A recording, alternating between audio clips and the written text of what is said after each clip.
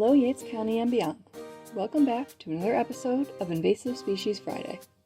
Through this short weekly podcast, we at the Yates CCE hope to bring you information about the invasive species you may see around this county. So let's swim along with this week's invasive, Alewife. Alewife is a type of herring native to the Atlantic Ocean. They were introduced into the Great Lakes as prey for popular game fish. They are also harvested and used as bait fish. It is unclear exactly when they arrived, but they were known to be present in Lake Ontario in 1873. Alewife was then found in the 4 other Great Lakes between 1931 and 1954. The species has since spread to nearly all inland water throughout the eastern U.S. The alewife is a silvery color with a grayish-green back and a black spot directly behind its head at eye level. The adults have faint, darker lines of scales above the midline of the body. Its eyes are large, and the front of its lower jaw is thick, extending past the upper jaw when the mouth is closed. The midline of its belly is sharp, and the scales there create a serrated surface, lending to the fish's other common name, sawbelly. The anadromous variety, the ones that head upstream to spawn before returning to the ocean, can grow to about 14 inches long. Landlocked populations, on the other hand, are typically stunted, rarely exceeding 8 inches. Most grow to be about 5 to 7 inches long. In their natural habitat, the fish lives its life in saltwater, only swimming upstream and inland to spawn in the freshwater lakes and slow rivers from late April to early June. The females then deposit between 60 and 100,000 eggs. Less than a week later, the alewives hatch and begin feeding. By the fall, the young make their way to the ocean, where they will spend 3 to 5 years growing to reproductive size before beginning their own spawning migration. It's possible for the alewives to survive full-time in the fresh water, however, and the landlocked fish successfully compete with native species. They produce only 10 to 12,000 eggs and mature faster than the anadromous ones.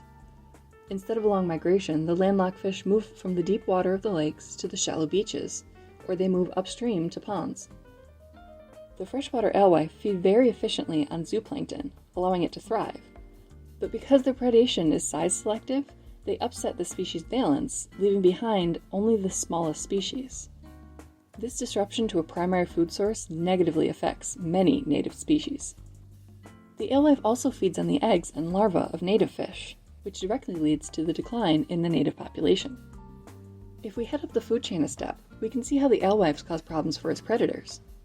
The invasive naturally contains a high concentration of an enzyme that breaks down thiamine. When other fish species eat the alewife, they begin to develop a thiamine deficiency, which lowers their reproductive success rate. The offspring of the predators develop early mortality syndrome, which is characterized by physical and behavioral abnormalities and increased mortality. These predators also suffer population declines when the alewife goes through a periodic mass die-off in the spring. The mortality events are a nuisance for people living on the lake as well, as the bodies accumulate on the shoreline, creating sanitation issues and bad odors. Since the alewife is so widespread and established, eradication of this invasive is not possible in most areas. Stocking predator species like brown trout can help reduce density, but just a few hundred individuals is all that is needed to re-establish an entire population. Coordinated netting projects might reduce populations as well, and constructed barriers may prevent the spread of the fish into new waterways. In many states, including New York, using alewife for live bait in inland water is prohibited or heavily regulated. The dumping of live bait after a day of fishing is a primary pathway for many invasive fish to enter new areas. Along the same lines, it's also illegal to intentionally introduce the species.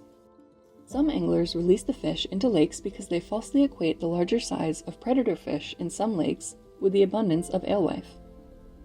Contact your local New York DEC office if you have information concerning this illegal activity or any other environmental crimes. Inform your angler friends about the dangers of this and other invasives and discourage them from dumping live bait, regardless of the species. If they happen to catch an alewife, it should not be released back into the water.